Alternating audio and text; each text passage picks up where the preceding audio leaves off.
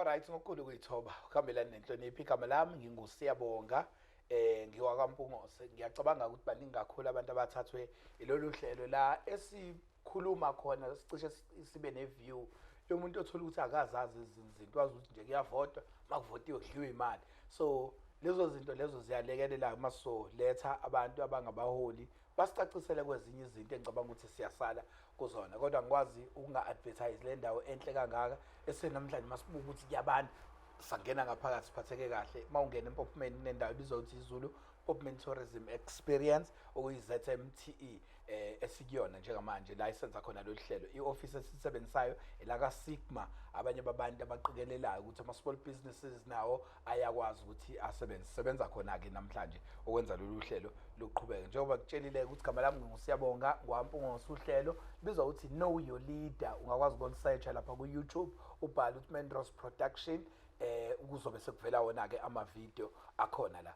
Namhlanje nginenhlanhla yokujoyinwa insizwa yangakithi lapha endaweni yaseMngeni eMpophomeni. So mangithi eMpophomeni so ngisho khona-ke lapho eMngeni ngakwelakithi ka-Ward 11 ukhansela uMthalane. Khansela uMthalane, sicela ukubingelela mfowethu ohlelweni. No, siyabonga kakhulu Khuba.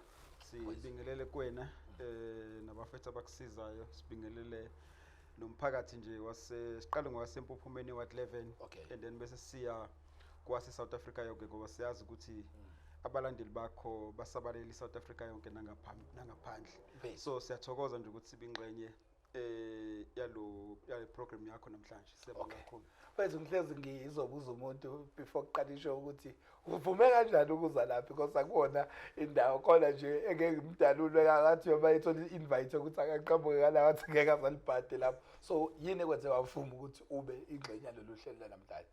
No, ngicabanga ukuthi angivumi ukuthi sike sayixoxa kaningana ukuthi lusho ukuthini lolu hlelo. Kubalekile ukuthi si participate kulona. Kwavela ukuthi uhlelo lolu olubaleke kakhulu ngoba ikhona igap ekhona between thina kanye nomphakathi. Siyawenza ama public meeting but asitholi kahle ukuthi ngoba kwi-public meeting isuke ishare wena and wena usuke unikezele information. Kodwa mangabe ula kuzoba khona ama question akuprobayo, yenza ukuthi ne-community ethi ifundiseke ukuthi umsebenzi wethu uyini, kanti nathi sazi futhi ukuthi imiphi imibuzo irelevant ekufanele njalo sihlezi siyiphendula emphakathini. So ngicabanga ukuthi ke nje simukela kakhulu lo hlelo and siyacabanga ukuthi going forward lizoba nesasa sakho, lingakho sizibandakanya nalo luqala lunje. Mawucabanga kade ngibuka ukuthi ngathi mangisho ukuthi so invite amakhansela wawuhlezi umuntu ovela kakhulu igama lakho ukuthi uyanini kulo waka Ward 11. Mawucabanga yini eyenza ukuthi babe nentshisekelo engaka ukuthi uzofika nini ohlelweni? I don't know. Kodwa mhlambe kucabanga ukuthi uma ngabe usolimini labantu befisa ukuthi beze ukuthi ufika nini kuyena, wenzani kuyena, kusho ukuthi kusuke kune interest oyigenerateayo kubantu mawusebenza bafuna ukwazi ukuthi ufika nini. Ihlukile ke interest ngakhiwa into eziningi ezikhona, kodwa ngibuke esayidini elipositive lokuthi if people want to see and hear what the councillor of Ward 11 will say, so kubalekile kuthina. Mfethu okunye sifuna ukudlula kona as team yonke la ukuthi congratulations, sikubonile kanti ugqoka last week ubupostiwe kona wonke ama page nenhlaka ezihlukene bekcongratulate. Siyakubongela kakhulu. Kubaleke ngani ukufunda before nje siqale singene, yini ekwenza ukuthi uqhubeke ukuthi ukhansela ubuqhubeka futhi ufunda? I think nje to sum up i-decision engiyithathile eyokuthi it will be difficult to lead without a content. Kunzima ukuleada ungazi ukuthi yini lokuyona. So kungcono uye esikoleni uyifunde and then bese uyipractice usuya. So I've taken that decision, but ukuye embuzweni wakho ukuthi kusiza ngani, ngicabanga ukuthi one kufanele sibe abaholi abayisibonelo abathi uma bekhuluma ngokuthi imfundo ibalekile bese siyakwenza nathi, ngoba nathi asihleli la ekhanseleni kodwa siyadlula. Kodwa kubalekile ukuthi njalo uzifukule mawumuntu and ubone ukuthi yini ongayenza kangcono nongayikhuluma kangcono, ngoba i-education provides a base yokucabanga. iyabona awukwazi njalo ukusebenzisa the basic knowledge and njalo wena nje uthatha ogebhezini olungagcwele kusho njalo fanele uligcwalise so ke i-education ibalekile mfethu.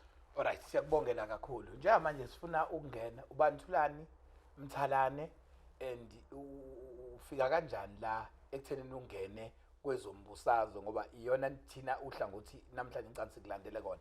Ubanthulani Mthalane introduceka kanjani kulento yokuthi ugcina ungena kwezepolitiki? Yeah, I think uThulani Mthalane ngibe ne-passion nje kudala ye-community development. Okay. And I look at myself as a community development practitioner. Alright. Then umholi.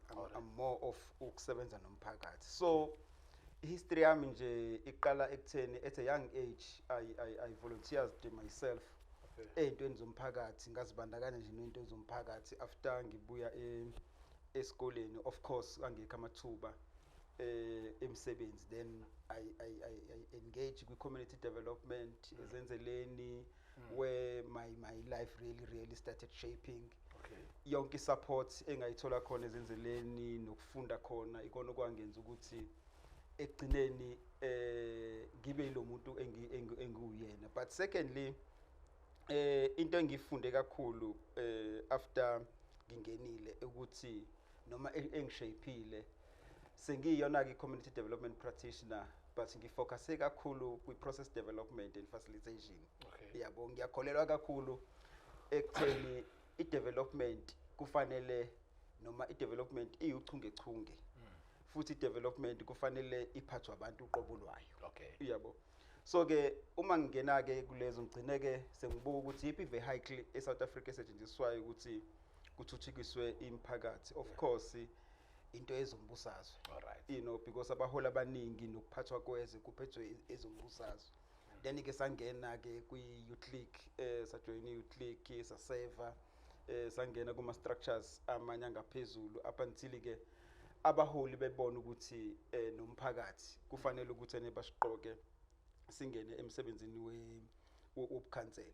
Kodwa ke muningi umsebenzi esiwenzile before that kuyahlekisa because ngikulalela ukukhuluma I was recognized outside kakhulu before I got recognized ekhaya. Alright. You know, muningi umsebenzi ekwenzile led at the provincial level enhlakeni ezahlukene then come back ke ngazosebenzisa umphakathi wethu. So that's why in a nutshell I am ngingakubali ke okunye mhlambe kodwa nje holini that's how I define myself as uThulani Mthalane. Mangibalela le yama developments we community nani iziphi nje izinto othi nje nakwazi ukuthi ni achieve mhlambe before uhamba ongena ekubeni ukhansela ngithi usebenza ngento zomphakathi mhlambe inje enaye nayibona yashintsha before ubukhansela? You know, there was a structure in fact esasiformisha during the time sibuya ku noma uhulumeni ungena kuhulumeni wentando yeningi abantu abasha kwabafanele kubabe nerole ababezidlala. Ngiyakhumbula khona umsobovu that time. Okay. And then thina we became part of the youth council. Alright. So form structure sasibizwa nge-youth council. That youth council started discussing ukuthi how can we make i-youth yaseMpophomeni i-participate ku-development yakhona nanokuthi sisuse emqondweni ukuthi bahlukumezekile before thina. Okay. Bahlukumezekile. And then we applied for funding yayibizwa ngokuthi KZN Peace Initiative. Okay. And that funding iyona eyasinikeza i-center. Okay. And I was a secretary of the structure. Oh, nice. So we applied sayithola. So leya youth center eyakhiwe laphana yakhiwe ngezimali zabantu abasha, if I can say. Okay. Abantu abasha for abantu abasha. And I was happy indlela uQ ayisebenzisa ngayo nendlela ababuka ngayo ukuthi safe njenge center yabantu abasha. Kuningi ke nokunye okwakwama projects esasingena kona sikwenza njengabantu abasha. You know, we have started revamping into ya Nokulunga because uzokhumbula into Nokulunga kwakuyi-project nje yabantu abathize abaqoqa imali bayihlanganisa, but also we applied another phase nathi kuyona. Maningi ama-projects umuntu angawabala, but that was an important one eyase-Mpophomeni Youth Theatre. Alright. Ukubuka nami ngokwazi kwami ube involved ey'ntweni ey'ningi zomphakathi. Kuma activities nje ukubala lezi zinto zozenzeleni engingafakaza nami ngoba ngiyayikhumbula ngizange. Ungathini kumuntu othi ayakusesiyeke lo yathulani owayekade ekhona uma esewukhansela njengamanje lo esasimazi egijima esayingane kade esebenza kuma organization la ayisebenza nawo. Ungathi? Yeah, I think ama responsibilities ayahluka. Yeah. You know, from the point yasezenzeleni, the responsibility was to put together a community, start ama NGOs and make sure ukuthi lawo ama NGOs aphilisa abantu and resolve inkinga. So the interaction was different. That side, you know. I also remember now ukuthi even Mpophomeni Paralegal Office was established by us. You know. So then, but now irresponsibility esinayo ihlukile because uma ngabe uyikhansela yes uzorelate namajita eroundini, but azokubuka bona njengomuntu mhlambe okufanele uresolve izinkinga zabo personally. Okay, ngoba ngiyabona vele sesiyakuyona leyo mkhansela ngiyabona vele igqikithi yethu yanamhlanje iyo le yasebukhanseleni. Nakho ke uyaphusha ke ngayo yonke indlela. And then onyaka ka-2016 mangenza iphutha ngo-August 2 kwakwama-elections, and then waqhamuka waba ward councillor waka-ward 11. And then waphinda futhi ngonyaka ka-2021 ngomhla ka-1 November mangenza imistake futhi nakhona waphinde bakubuyisela elokhuzaneni. So yini ongathi uyifundile kube nikhansela ongayazi ungaphandle before wawuthi mawuhleli phansi nje uthi ikhansela na umsebenzi walo othe mawusufika wabona ukuthi lezo zinto azenze ngaleyo ndlela ucabanga ngayo? No, I think esikufundayo nje usuku nosuku ukuthi sihola one umasipala uregulated ngalendlela yokuthi ama expectations onawo ngaphandle ngathi nje ubona ufika khona uthi oh hayi what 11 bashoda ngemigaqo nayi imigaqo akwenzeki kanjalo, kunela processes akhona ekufanele siwalandele, amanye awathatha ilokhu nje isikhathi eside ngokwemthetho yakhona nakokwezimali. So ke esikufundile nje eyokuthi kufanele one uma ngabe uyikhansela uunderstand umasipala. Kubalekile ukuthi uunderstand. Secondly, kufanele icontribution yakho kube ukuthi it is informed nayo icontribution yakho. But okubaleka kakhulu ukuthi umphakathi osevayo awuhlale wazi ukuthi ene kwenzakalani kamasipala nasepholini nje. So lokho kubaleka kakhulu. Nina nenzani ukwenza ukuthi umphakathi uunderstand, because uma ngibuka indlela ongichazela ngayo kumele even kuma campaign campaign iqonda into yakho ukuthi esibani bani awuvele uvuke ekseni uqashwe akuvele kwenzeke ukuthi nokuthi yindaba ngine feeling ethi uma nikhankasa anikhulumi ningene into details kumuntu osuke engazi, ngoba mina nje mangihleli nabafana ekhoneni bathi ukhansela akasiqashi and kumele acabange kanjalo uma engakaza yiso clarity imaphi maphutha emcane niyawenza kulezi zinto enjalo ecaciseleni umphakathi. Yeah, I think in both sides, from iside lomphakathi neside losopolitiki ikhona igap of information.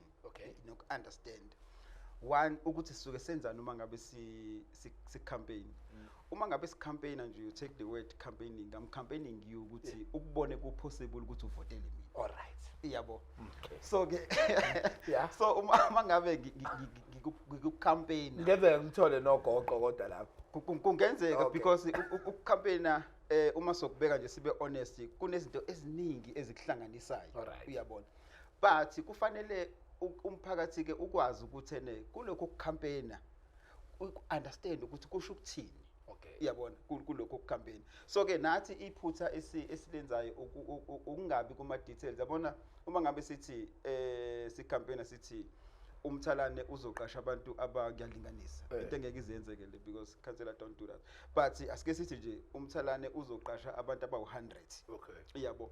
But kahle into engingayisho yokuthi njenge councillor mina I'll make an environment able for ukuthi osomzimali bazotshala umnotho then bese kuyaqashwa abantu Okay. yabo and iprocess lezi ngokuchazela yona ngelinye ilanga kodwa mangicampaign ngizothi I'm going to do that Okay. yabo No, so no. iphuthi lona silenzayo ke lokuthi ene asibi clear kahle ebantwini ukuthi ene kusho ukuthini Okay. namanje amanye amaqembu akhona nabanye abacampaignayo Sengibazwile basafila kulawo basangena kulawo mali kuma gaps ukutheni abayichazi kahle lento ukuthi ene ithini iprocess yokungitshela into ongitshela yona Okay. mothi uzokwakha umgaqo ithini iprocess because ufuna umtshela ukuthi hayi kahle kahle yazi imali yemgaqo kamasipala we've got only 19 million kuphela esinawo sonika uhulumeni bese uyathuka ukuthi kanti right. Imali la engiconfuse khona. Ikhona into ethi nawe ucathi uyayazi. Nawe futhi mhlawumbe awuyisho. Ayina nomhlawumbe nginesho ukuthi awuyisho. Amakhansela adla imali. Asiye kulento yamakhansela nokudla imali. Ikhansela imali mawucabanga lidla kanjani ngoba awazi phela ukuthi umphakathi wonke ungakhuluma into ikusuke sekunjani makuthiwa amakhansela adla imali. hey yabona umbuzo nami owangixaka until ngafika ngaphakathi Kodwa uyikhuluma nje ku-council into nje generally ekhona ethi amakhansela adla imali you know mhlambe kuyofuneka sichaze kahle ngelinye ilanga ukuthi iyini irole ye-councilor ngoba ikhansela alifiki nokufika alisondeli nokusondela ezimandleni zomkhandlu okwethu nje ukuplay oversight kuphela ubani odla imali makunjalo kodwa kumele sithole phela ukuthi ngoba igcine nje imali even nakamasipala awukho cash uyabona into umuntu othola imali umuntu osuke esebenzile kamasipala uma ngabe sikumema nje sithi impungose wozoshaya inkondlo uyabona thina sikunika iphepha kuphela elishoyo ukuthi ene uyaqasha ukuthi uzoshaya inkondlo ngisho ngafika ubani CFO akafiki nemali kwena ngayenza example la lento engikhuluma ngayo angiyena phela mayinjalo mayithi la angizamthola odla imali manje la kodwa ngiyamfuna and ukhona odla imali umphakathi umuntu ombonakala ubani oseduze nophila nawo ukhansela imali wena uphi ukuthi ayikho uma ubuka indlela engedliwa ngayo ayikho indlela engadliwa ngayo mawuyibuka but ithinto ngizokwenzela umzekelo iyehlala ikuthini snake ground kwakuthiwa nesabelo semali lelilala izandla alikho iground imali ayikho ayikho futhi umuntu olokhuzana no-account yenze ingakho ngibuza ukuthi idliwe ubani leyo mali iyanyamalala wenzekani iphelaphi yiphi iprocess uma uhamba ngey'teki you know wenze example ngento ekahle eground ngangekho lakhiwa sasingakafiki yes kodwa uma ngabe sithola i-information yokuthi kunaleli ground suspect ukuthi kwadliwa imali you go back into the processes aka-SCM uyabona ukuthi kwenzakalani uyabona so ke uma ufika khona kungenzeka and this thing is not something that is off the report yaleyo lokunje but I'm just explaining nje so that sizo understand ukuthi kwenzakalani kungenzeka ukuba ngesikhathi kwenziwa iprocess yakwa-SCM ikhona mhlambe into yoku-overquota eyayikhona alright iyabona kungenzeka ukuba emsebenzini esibukayo muningi umsebenzi owenziwa wabiza singawazi then abantu bese bebuka an end product ebese bethi kwi-end product ayikho into elingana nalesamba esikhona semali iyabona ngoba sakhuluma ngaleya ground saliphenya ayikho into esayithola ngisathi ngiyalapho bafika abanye bakhuluma ngalo baphenya ayikho into abayithola iyabona yiphi so kodwa imali yahamba so ke the question oyibuzayo irrelevant eyokuthi then what then iyephi uma sithi kwadliwa imali ubani wadla imali ngiyalapho nami uyabona iphi imali ngoba une tender eyaphuma unemuntu owenza lo msebenzi wawenza ngesamba esingaka wakhokhelwa then what because umbuzo wami uzoya ekuthenini maniqasha mina ngumpungose ngithi ngizofuna 20,000 ukuzoshaya inkondlo ikhona ini process ezifike ekuthenini kumele ifake imali impungose engafikanga uma ngase ngafiki nje mina and ningangifakela yini imali nomkhali kungabe icala lelo okay kungabe icala lelo ngoba kufanele ama certificate okwenziwa komsebenzi uend user awasayine exactly asho ukuthi mina njengothulani ngangicela ukuthi ngithengelwe lamanzi asefikile lamanzi ayilento engiyicelile so ngiyasayina mkhokheleni ubani Okay. Uyabona. So ke yenze kanjalo. Ayikwazi nje ukuthi enompungo sahambe nemali nje. But yayibona kodwa ukuthi si right thina mina ngihlezi ngisho ukuthi uma sikhuluma ngohulumeni lokude simbona kuyindoda ekude. Uhulumeni thina esinayo nesiphila naye ukhansela. So uma sekunjalo ukhansela sesithudle leyo mali. And then nilungisa kanjani mawucabanga yipi iadvice onganayo nento ongayikhuluma entweni kuway forward ngoba phela izobuya ibuye ngokhansela ukhansela kumele ayibangule ukuthi hayi angingeni lapho uwenze njani. Yeah, you know akugona ukuzibangula per se. Kodwa kufanele abantu sibacacisele ukuthi ukusetshenziswa kwezimali kwamasipala kwenzeka kanjani. Okay. Ngoba yabona nje example okhuluma ngayo ibuya ize kukhansela ukhansela kufuna athi no okwami umsebenzi ngoba ngisho kuthiwa kunento ebizwa ngokuthi it's a wasteful expenditure or whatever ine process yakhona ukuthi kamasipala yenzeka kanjani and okwethu play oversight ukuthi ubani uthenge izibhodlela kodwa izibhodlela fanele ngawuthenge ngo 5 rand yena ulithenga kanjani ngo 30 rand. Okay. Iyabona ukusibiza ukuthi value for money.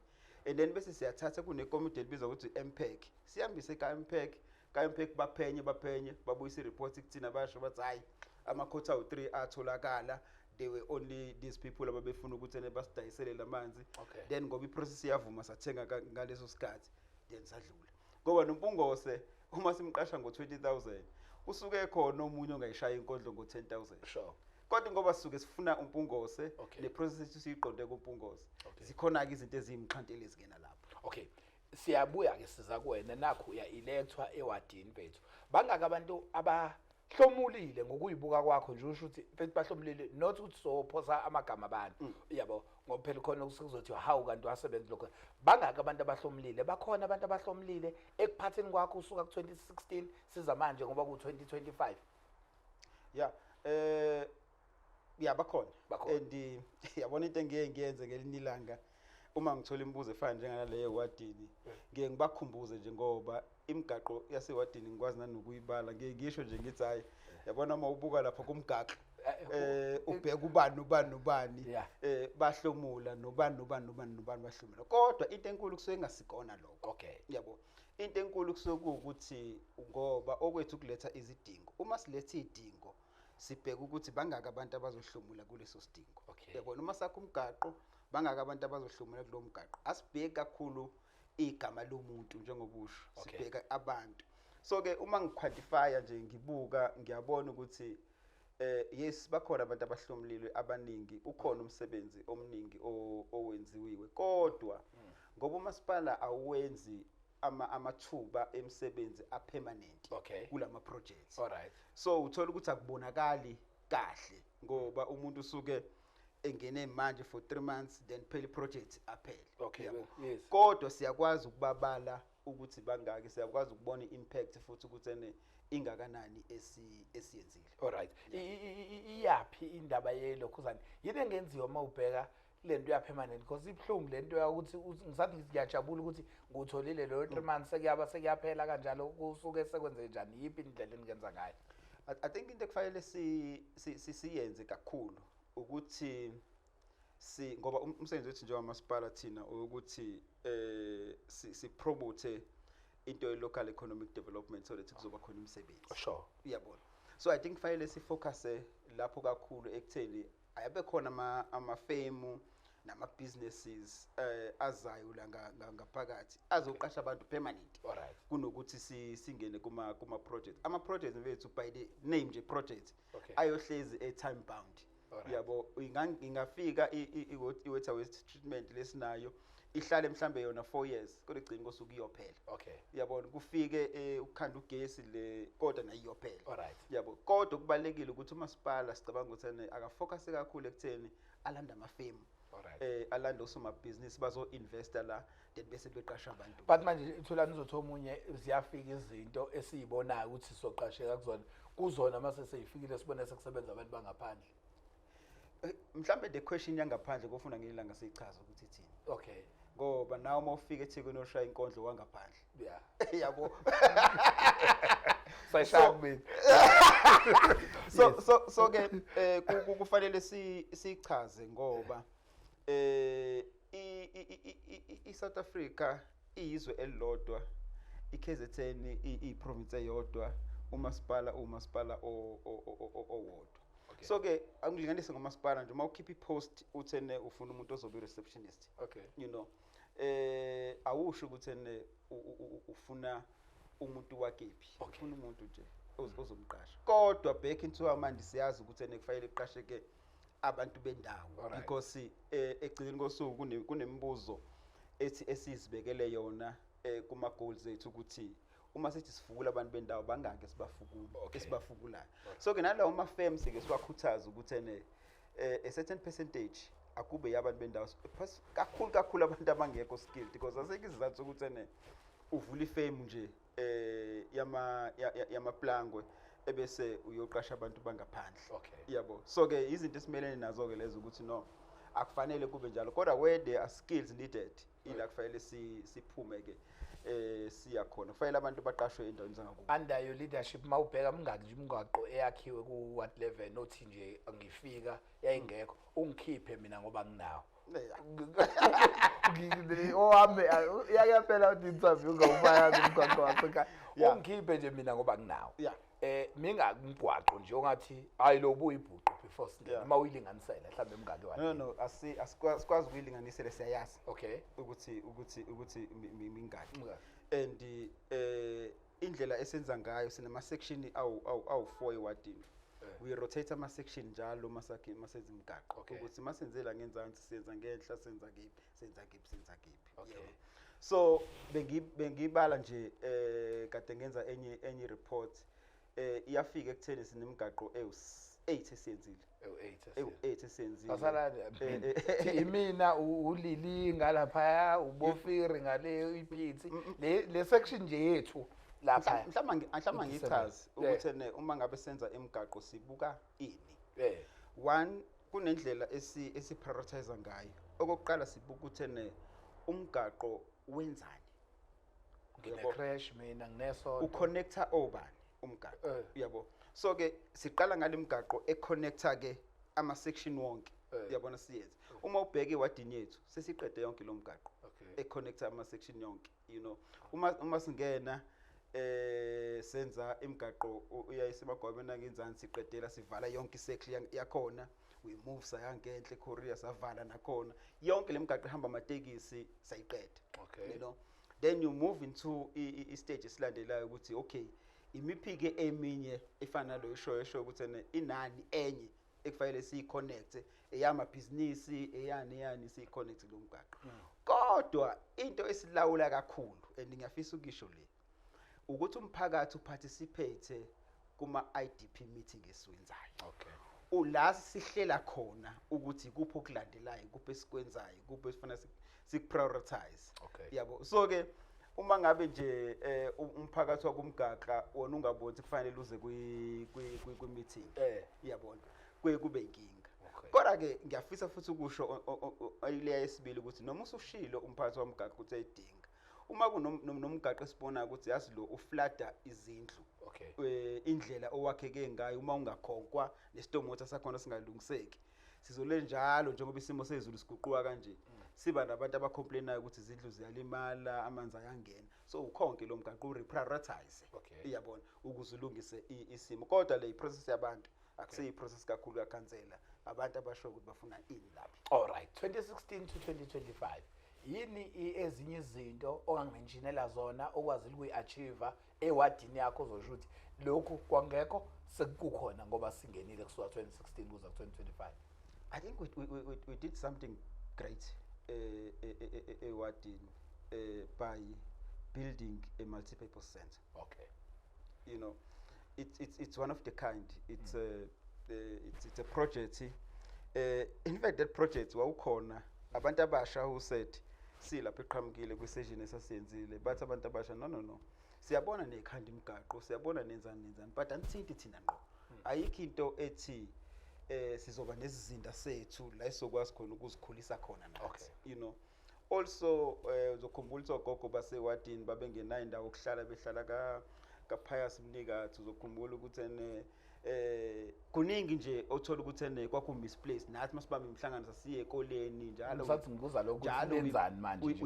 we complain njalo ukuthi kwenzakalani, but then ke we decided ukuthi asike sime ngemgaqo. Okay. Yabo, at least for a year or two sikhandile multi-purpose. Okay. You know, it was a struggle kona ukuthi siyithole but sayithola.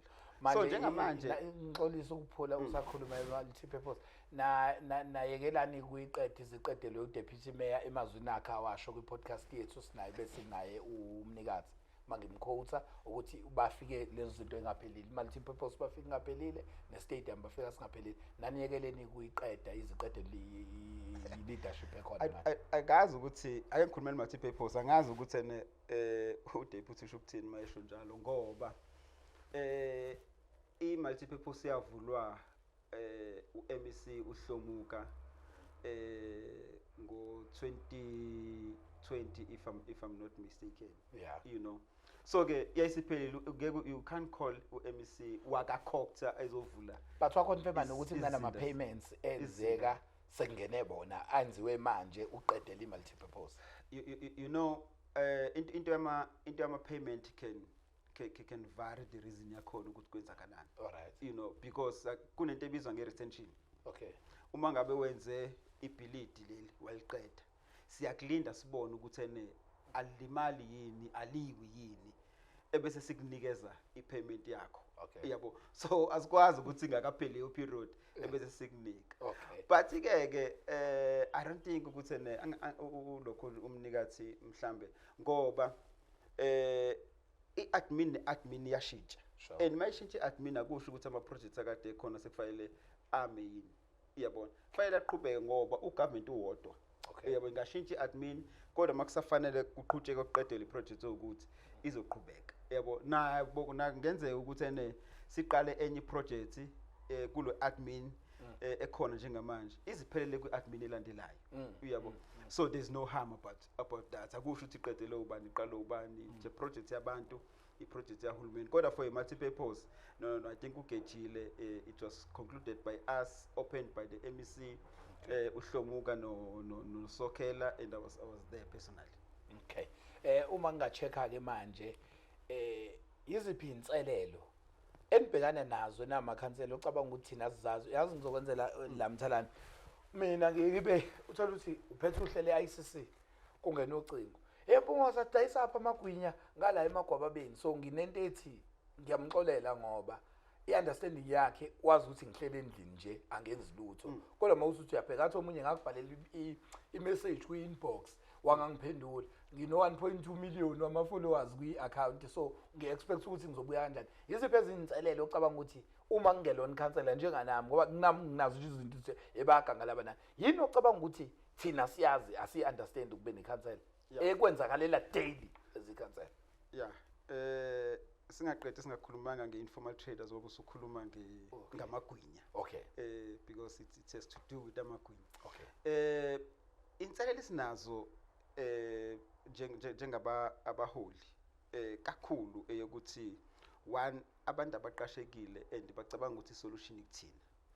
Uyabona, awuyiphinde mfuna ukuyizwa. Abantu abaqashekile and bacabanga ukuthi the only people not the only amongst the people abangabaqasha imakhansela. Okay.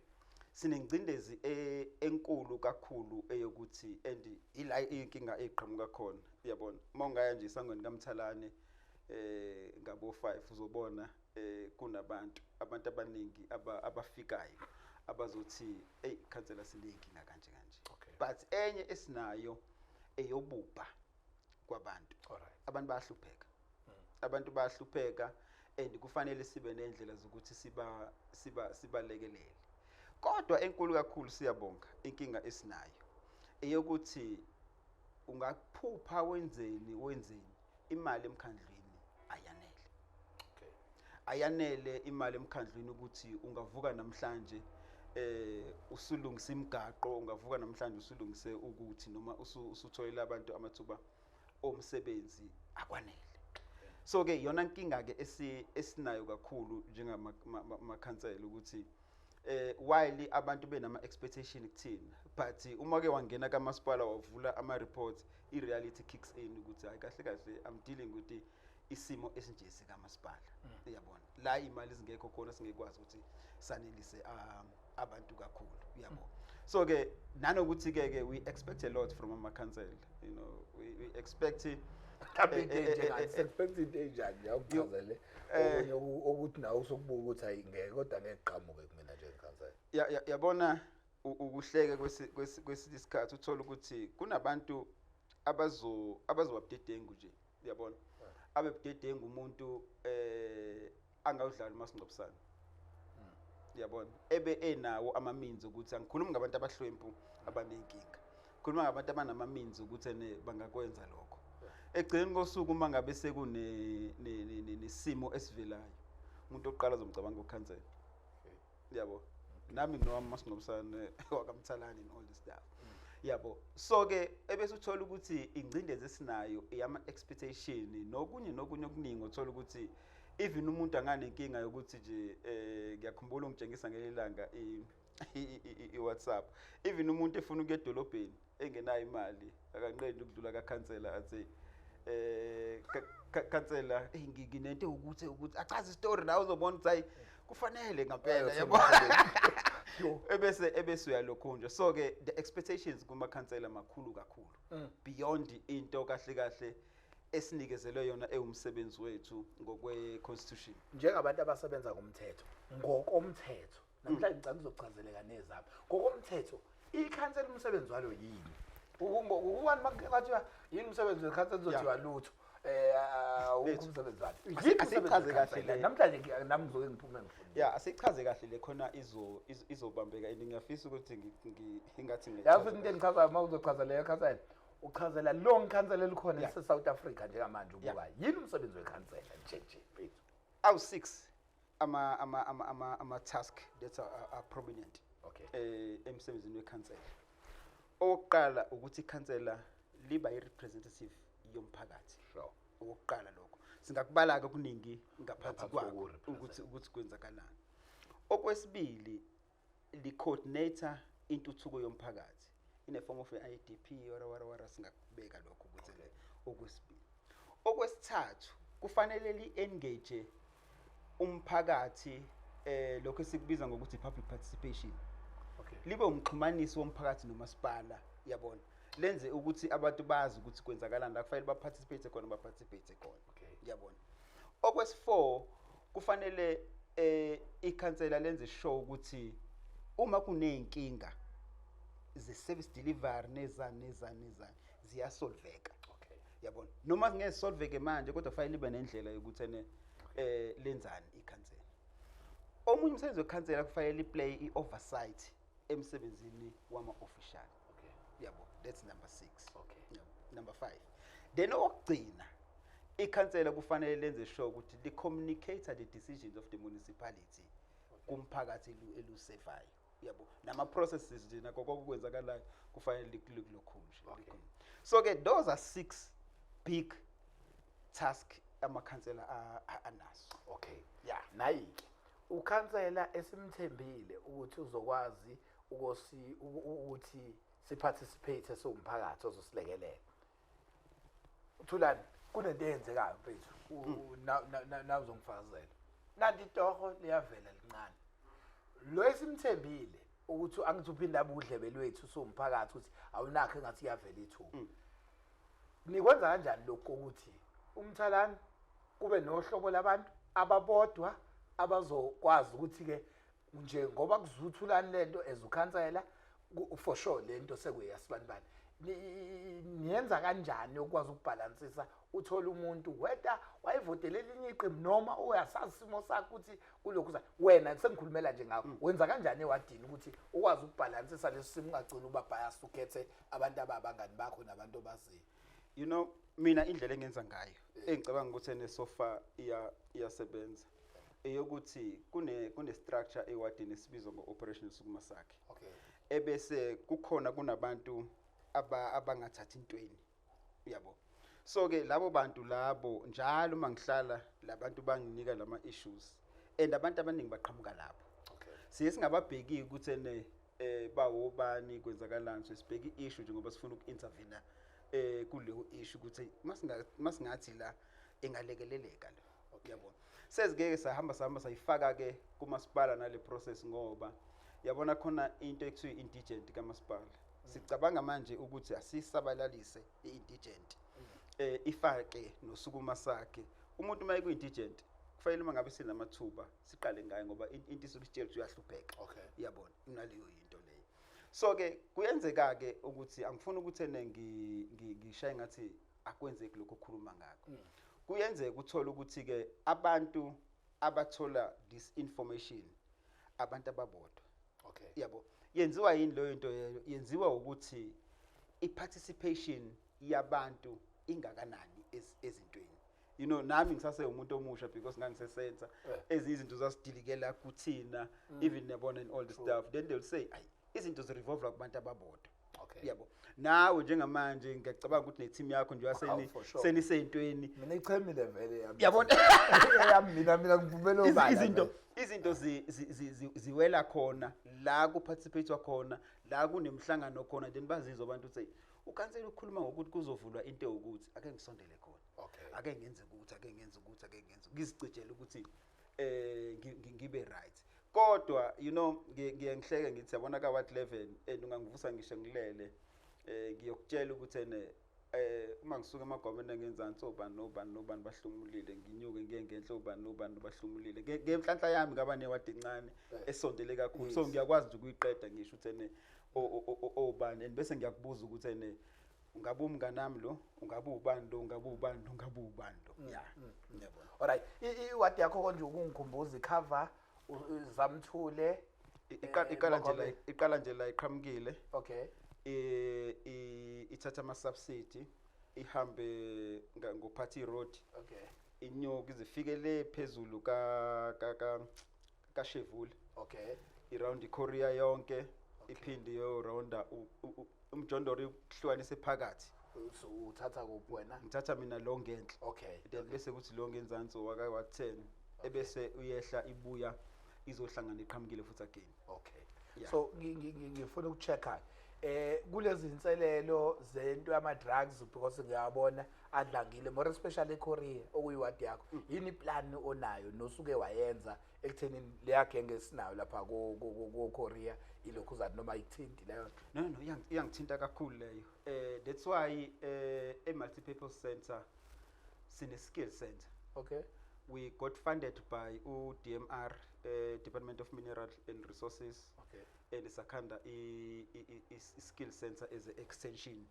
ye multi-purpose uma ubheka kune block yama class esifakile lapha ngedla mhlawumbe ungazuthi ama class kodwa ama class ke sofakele lapha ngedla ebese kuba khona nenye engenzansi the idea eyokuthi siqale i-skills center ewadini sesiqalile khona ama training esesike sawathola esikwazi ukwabala njengamanje nje kukhona abantu abakhubazekile abafunda khona it's a training esihouse khona so ke we are hoping ukuthi asifuna ukuthi sibajudge asifuna ukuthi futhi ukuresponda kwethu kube ukuthi ngoba bakhona abaresponda edrugini uqobo kodwa thina sifuna kuba proactive sifuna ukuthi yini ezothi ufike lapha ngoba usuku nesikhathi esiningi kungekho into yenzayo all the stuff asikuthathe sikulethe kwi-center sifike sikutrain kwi-center then it's either uzivulela ibhizinisi noma uyaqashika ngoba la test aphuma laphana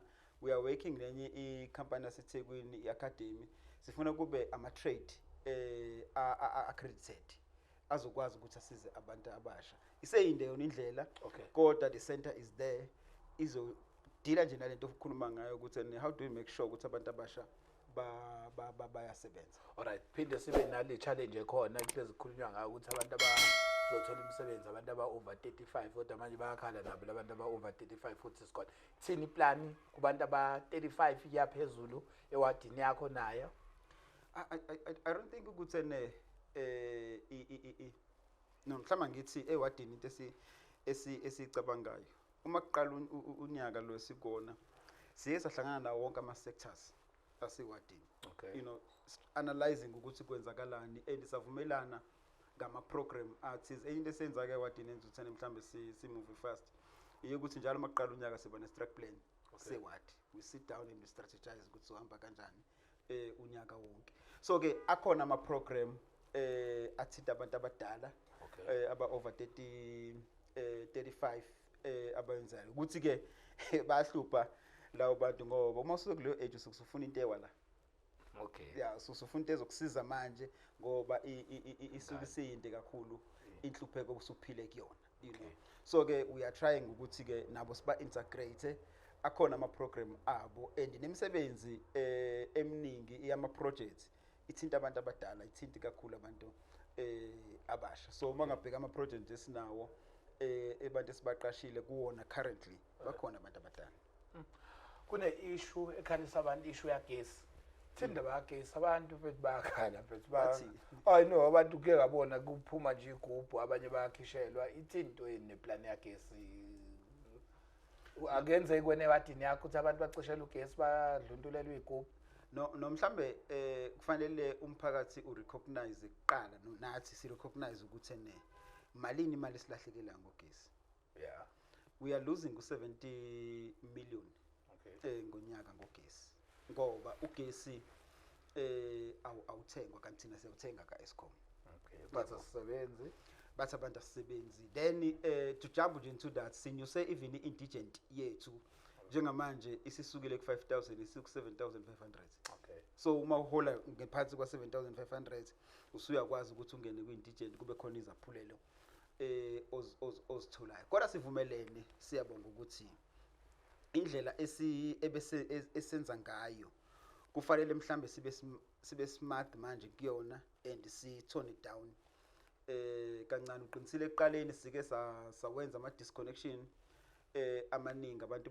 bekhishelwa intambo njengobusho bekhishelwa ugesi but sahlehla sathi asike sizibuke nathi sabheka baningi abantu ababenekweleti othola ukuthi mhlambe azakhekanga kahle noma kufanele ngabe siyasula noma kunjani siyakwenza lokho okwesibili sathi ake sibheke sicwaninge nje si-audit yonke indawo yabona bekunama team endasekhona amanye agibeli igxoba bheke ukuthi ama-meter anjani endasenzela ukuthi sikucishe senzela thina ukuthi sibe ne-information ukuthi umonakalo ungakanani sesinayo i-picture noma singakaqedi siku-80% sesinayo i-picture ukuthi umonakalo ungakanani then sesifanele siqaleke njengamanje sinohlelo esilipilot eMevana lokuthi sifake ama-smart meter you know so faka ama-smart meter eMevana aseqalile namhlanje kuseni nje besisemeetingini la sibuka khona ukuthi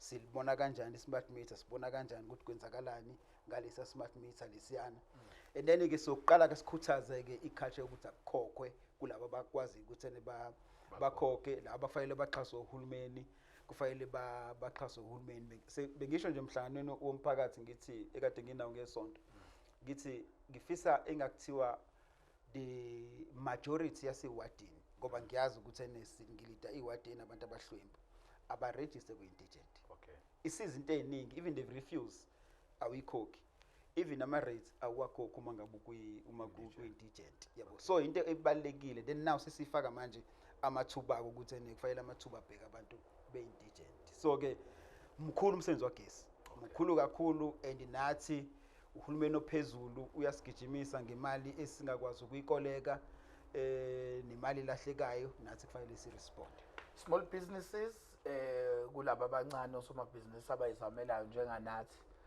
nithini lapha ewadini ngimnandi ngimchantela ngishaya ka-11 ngishaya ka-9 ya ithini iplaneni sifuna sikubuze uhlala lapha uvota no senza ucwaningo ewadini sibheka nje ade ngithi khona into yamagwinya ethinta sibheka umuntu osekhonini wenza ushisanyama ukuthi wenza kanjani ukuthi simfukule size sibheke ama-spaza shop and everything savumelana ukuthi no mhlambe asikhande into esibiza ngokuthi informal traders hub la osomabhizinisi abancane khona bezohlangana khona waya kulento cela uyishaye bengigundi ekhanda izolo umfana uthe awu ubune meeting yini ngifuna ungibuzela indaba yalento engizwe ngazi ukuthi iyahlongoza ukuthi kuzoba namabhizinisi amancane azokwazi ukwenza ngicela ukuthi uyi-elaborate. Ya ngifuna ukungena kuyona impela then sangena kuyona ukuthi asibe ne-informal traders hub sibiza kanjalo.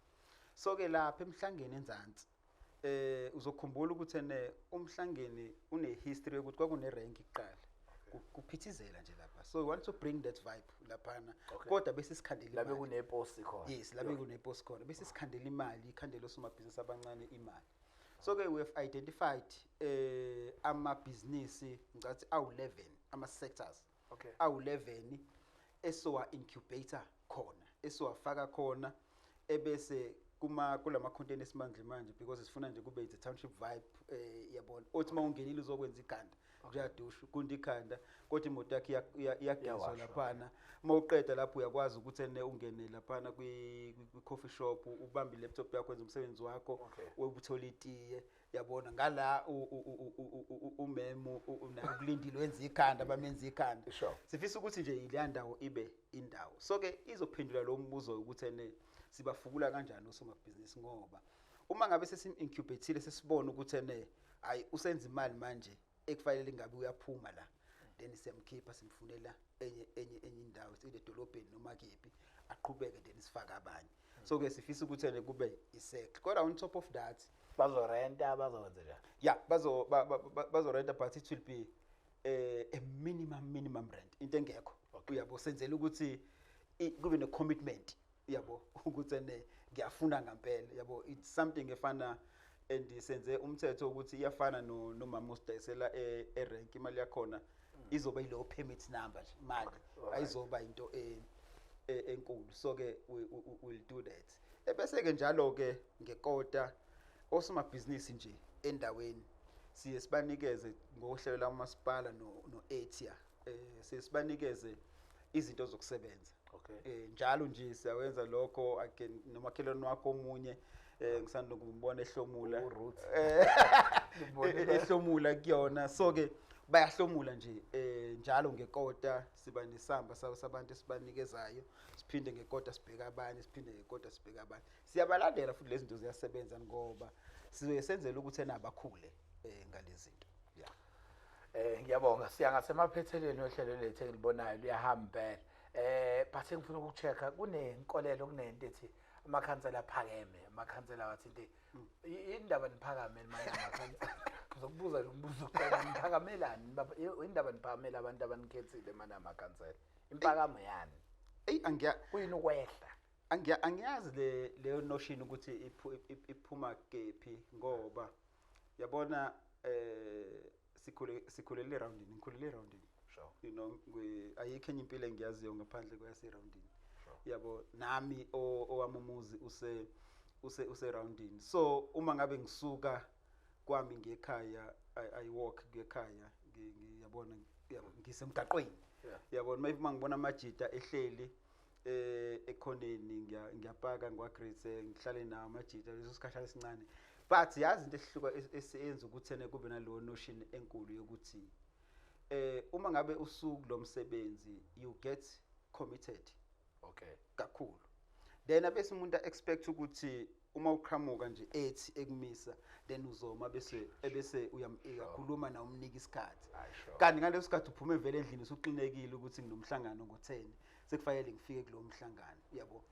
Ngicabanga ukuthi lento yenzeka nanginomuphi umuntu nakusomabhizinisi nje uma ngabe usunebhizinisi nawe njengoba usubhizi kangaka ukuthi usiyaphuma endlini athi majita usiyaboka ima yabo mase uyamlalela umuntu umnikeza attention athambe sawuthi uthura yabo unomothe yabo so-ke ileyo into yenza ukuthi kube khona lezi zinto ezithi siphakeme kodwa wena nje uphakeme wena hayi bese yabona ngoba ngisakwazi ukuthi ngisocialize even ewadini ngisakwazi ukuthi ngiye emcimbini yabantu ngiye kephi ngihlale kephi ngihlala nobani amajita ami uyawazi akashintshi uyabona amajita engaba ombekezele engaba nawo ngisakhula they still amajita ami you know angishintshile ngileyo into sengaba ukona nje ukuthi isikhathi umuntu siyamnciphela khona ngoba imisebenzi miningi kakhulu nanokuthi ke kule msebenzi esikuwona the more you get involved and the more abantu bebona ukuthi une-potential bakufaka kwimisebenzi eminingi. Sure. Yabo, so ugcina manje unemisebenzi eminingi, unamakomiti amaningi oseva kuwona, unento eningi. Yabona ngenye ilanga ngokuchazela ukuthi ukhansela ungambuka njengo-ward council. Kodwa ama-task anawo mhlawumbe adlula ku-10 kufanele awa-manage iviki neviki.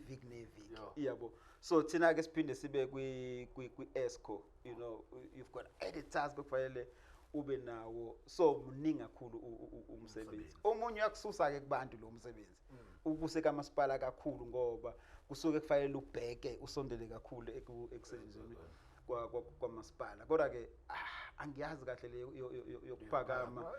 Ngicabanga ukuthi into ekhona nje uma ungakafiki kuyona ukuthi uyi-understand. Ngingakakuphakamela mfethu. Hayi cha. Ngiyakho phela ngezizazi noma ulunge kumina ulungela ukuthi uyazi kuzokubiza kwi-podcast ngelinye ilanga. But ngiyangasemaphethelweni. Yabona uma ngikhuluma nawe mfethu zonke izinto uyangichazela. Mara noma uyangirufa noma uyangigoqa kwepolitiki phela ke kuthembe kakhulu bathi usibambile mhlambe ngo-10 sithi uma ngenjini usiqalele endlini wasilungisela izinto zakho nje afike sehamba eseflow. But mthalane ngiyayizwa and sihlale kahle kwi-podcast and ngicabanga ukuthi eminye imibuzo uzoyithola kuma-comment sections kuyona i-YouTube channel. Amanye usothatha lawo ma-clip ambali futhi usothatha lawa enza umuntu uthathi ngizayibuka bamngene. So but kwi-comment section ikhona eminye imibuzo siyocela ukuthi u-engage kuyona ukwazi ukuphendula. But-ke nginento ethi mfethu emva komsebenzi emingaka oyishoyo, imisebenzi emingaka eniyenzile nokunye engikwaziyo nengikubonayo, but ngiworried uma kwenzeka kanjalo uqonda kanjalo ngawubuza usokhela ngisazobuza wena futhi namanje. Uma sekwenzeke konke lokho and wena ngibuza kahle ngoba ngibuza umuntu ozongiphendula into ekumele igcwale. Yabona nje bekungconizolo uma ngino-queue okunye ngingambeka eceleni. Awungigcwalisele lapha. Nisebenza kalendlela. Kuyadeliver, kuya-engage nomphakathi. Amathuba ayavuleka. Information idluliswa ngendlela ekusuke kuyiyona. Sifika kanjani pho? Ngoba kuleso sikhathi ukukhumbula kahle ubuspika nihanjelwe umkhanda. Uhamba kanjani umngeni ezandleni zenu uma ukuthi ngempela zonke lezi zinto lezo obungibekela zona esisikhulume ngazo nazo behamba kanjalo? Yeah. No, good question. Bengulindele. Wabulindele. No, inkondlo yami phela liyakwazi uhamba ungayibuza inkondlo yami. Uhambe kanjani umngeni wethu? Akungibekele phansi mhlambe namhlanje uzoku-understand umuntu. Oqala ngisasothola impendulo ukuthi uhambe kanjani umngeni. No, bengilindele. Mhlawumbe siqale sithi inkinga zokukhamba komngeni aziqalanga ngo-2016. Kodwa umngeni uhambe ngo-2021. Yes. Kodwa sizibone kakhulu ngo-2021, in fact leading to 2021, yabona. And part of that ngangu-speaker uqinisile kodwa it was only for a year. Hayi igama nje lihleli kanjani ya. Ngingene ngizo-intervene kuzona lezi inkinga. Okay. Uyabona. No, inkinga zethu uma ngabe uzosigoqa ngiyazi isikhathi awunaso. Yeah. Uma ngabe uzosigoqa ziningi kakhulu kwi-ANC ngaphakathi. Okay. Ezenza ukuthi-ke abantu ebese beba nendlela ababuka ngayo u-ANC ebese bethi sizovota kanjani going forward. Okay. So yabona uma ungabamba lowo muqa nje Ngiyabona. Iwona akufanele silishonele nalena ngoba iqiniso yilelo ukuthi izinkinga zethu ziqale ngaphakathi ezu-ANC, sahluleka ukuzimanage, sahlula even nawo ukuthi sitshengise ukuthi sisebenza kangakanani, sikhulume nabantu ukuthi kuphi sikwenzayo okunye okungcono, then zathainta-ke isithunzi sika-ANC umbuzo uthi-ke seniyilungisile lezo nkinga ngoba phela kuyiwa kuma-elections futhi ngonyaka olandelayo. Seniyilungisile, ziyamnikeza umvoti ohleli ukuthi aninike amandla noma nizophinde futhi niluze mo? ngizwile kuthiwa uthe uzobiza osopolitiki mhlawumbe azoyiphendula kahle leyo osopolitiki abadika bobabili uXaba uCijimpi Zuma uXaba uyi-ANC uCijimpi Zuma uyi-MK ngiyababiza la ku-podcast ngoba ubungibize njengokhansela kodwa ngicabanga ukuthi sifundile kulesiya simo uyabona even ne-ANC uqobo ifundile kulesiya simo uyabona zikhona izinto engokuthi ngeleli langa mhlawumbe ngofuna siyenze i-podcast ezokhuluma ezolanda abaholi who were part of ilokhunja umbuso ngalelo langa bese siyakhuluma ngalezi nanokuthi yini esisifundile yabo zikhona izinto esesisifundile nendlela ehlukile manje esenza ngayo because uma ubheka indlela abantu ababeyona nalendlela abantu ababe-reacta ngayo ezintweni kushintshile njengamanje yabo ngingoba mhlambe sisondele kakhulu ebantwini sesiyazi ukuthi njalo kufanele si-account ebantwini sisho ukuthi kwenzakalani so ke I believe ukuthi sifundile entweni esizenza sisaqhubeka futhi sisafunda ngoba even nokuphatha umkhandlu being an opposition being an opposition kuyakufundisa futhi nakhona but what I've learned answering your question kunjani ukuba i-opposition kufanele uhlakaniphe kakhulu opposition kufanele umsebenzi wakho wazi kufanele ama-document wonke angena kwi-council uwazi ube ne-position kuyona ukwazi ukuthi akufani nokuthi wena uleader uyazi ukuthi vele mina owenza lento but ukuze ukwazi uba ne-stand and deal nento kufanele ube informed yabo so ke it's a very big task but iyafundisa ngoba awulali uprepare wenze sure ukuthi you are on top of your game yabo and I think this caucus ka ANC amakhansela has been doing that very well it's been doing that very well ngoba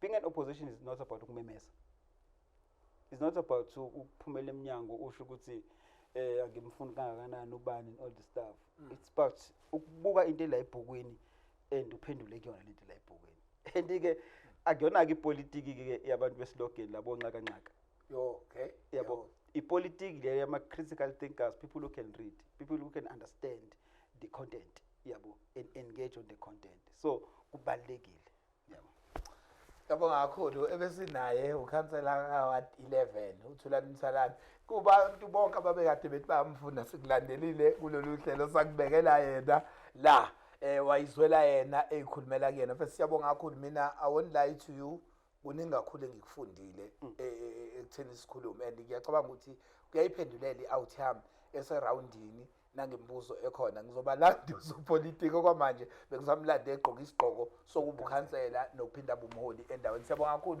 siyacela uqhubeke usubscribe lapha Mendros Production wadala wonke lama clip atholakala kuona wonke ama pages ethu akhona yabonga kakhulu kuyithimba besebenzisana nalo Dina Blank ukhona Elvin Francis kanye nohlukanisana umfoka Zuma siyabonga kakhulu sesifike emaphetheleni akhona sobona wena hlala lindile selokhu sikulethela nje bona siletha zishisa ibinjani uzinjani le interview bethu hey bese ngithi akuvula umnyango kodwa but siyabonga kakhulu strong ngoba uhamba ungavuza kahle